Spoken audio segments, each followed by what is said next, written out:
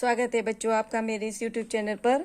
आज हम जो है क्लास 12th की मैथिली शरण गुप्ती जी द्वारा के अनुताप के जो पाठ है उसकी व्याख्या करेंगे।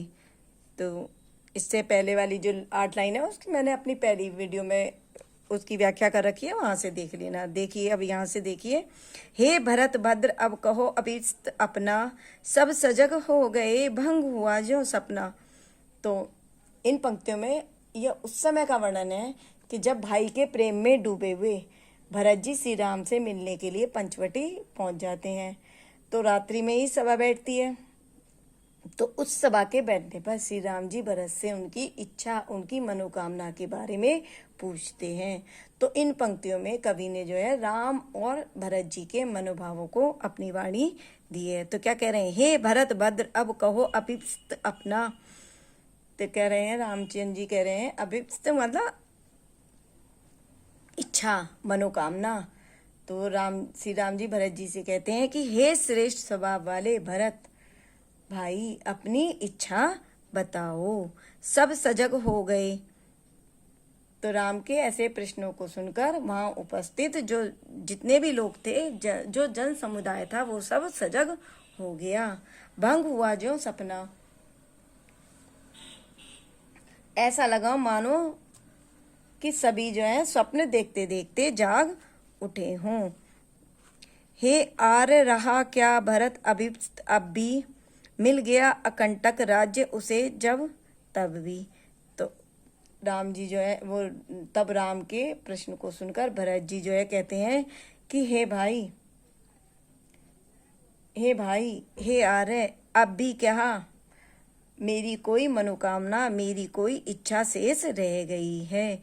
मिल गया अकंटक राज्य उसे जब तब भी, मतलब जिसे जो है बिना बाधा के, अकंटक यानी कि निर्विघ्न, बिना बाधा के, मतलब मुझे तो बिना बाधा के ही राज्य प्राप्त हो गया है। अब भी क्या मेरी कोई मनोकामना शेष रह गई है। पाया तुमने तरु तले अरण्य बसेरा। कह रहे हैं तरु मतलब पेड़ के नीचे, अरण्य वन में। तो कह रहे हैं कि और आपको तो वृक्ष के नीचे कुटिया बनाकर वन में बसेरा मिल गया। रह गया अभीष्ट शेष तदापि क्या मेरा। तो वो कह रहे हैं क्या अब भी आप मुझे बताइए कि मेरी कोई मनोकामना, मेरी कोई इच्छा शेष रह गई है। तनु तड़प तड़प कर तप्त तात ने त्यागा। तनु मतलब शरीर, तड़प तड़प कर, तात मतलब पिता ने। तो कह रहे हैं पिताजी ने तो तड़प तड़प कर अपने शरीर को त्याग दिया। क्या फिर भी मेरी कोई इच्छा शेष रह गई? क्या रहा अभीष्ट और तथापि अभागा, क्या अब भी कोई मेरी अभागी इच्छा शेष रह गई है। हाँ इसी अयश के हेतु जनन था मेरा।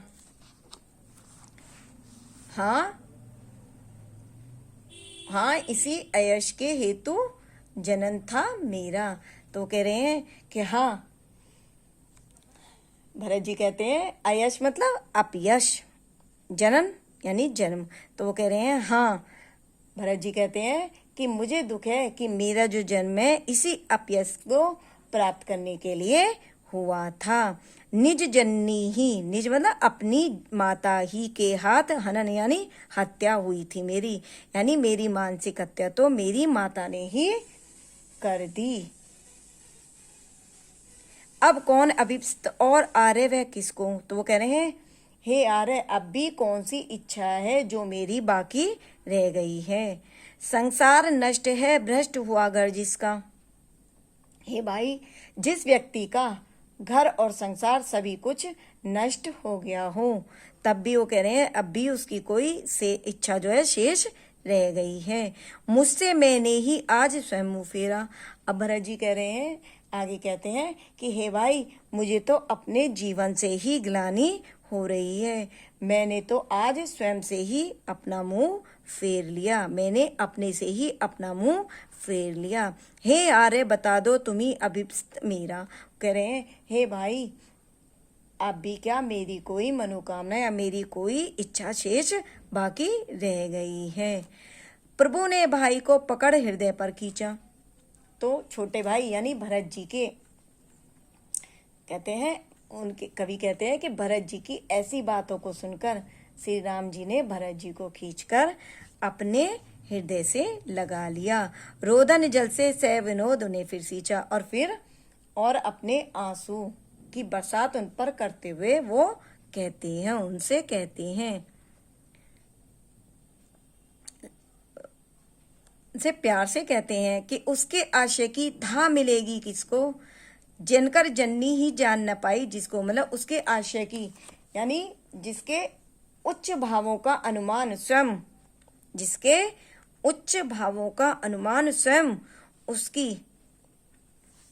जनकर जाननी ही जान न पाई, मतलब जन्म देने वाली माँ ही नहीं कर पाई।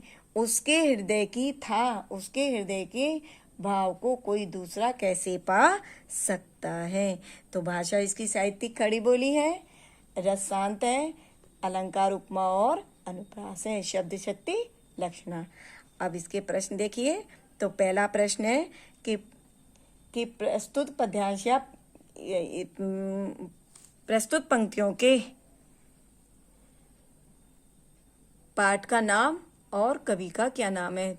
तो प्रस्तुत पद्यांश के पाठ का नाम केकई का अनुताप है और कवि का नाम मैथिली शरण गुप्त है।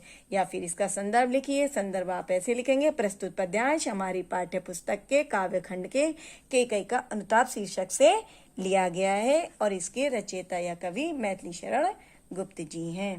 प्रश्न देखिए,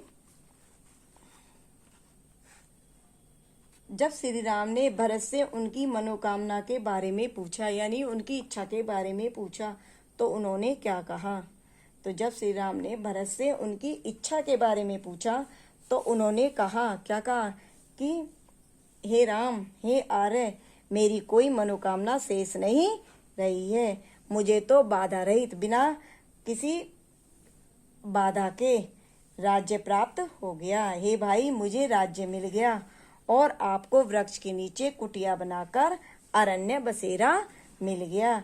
अब आप ही बताइए, मेरी कौन सी मनोकामना शेष रह गई है। अगला प्रश्न देखिए, अपने जीवन के संबंध में भरत ने श्री राम से क्या कहा।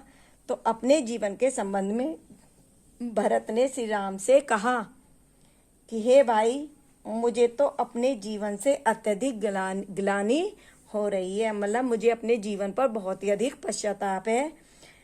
मुझे तो अपने आप से ही विरक्ति हो गई है और जिसे स्वयं से ही विरक्ति हो जाए उसकी इच्छा और क्या हो सकती है। अगला प्रश्न देखिए, श्री राम ने गदगद होकर भरत से क्या कहा। तो श्री राम ने गदगद होकर, यानी भरत की बातों को सुनकर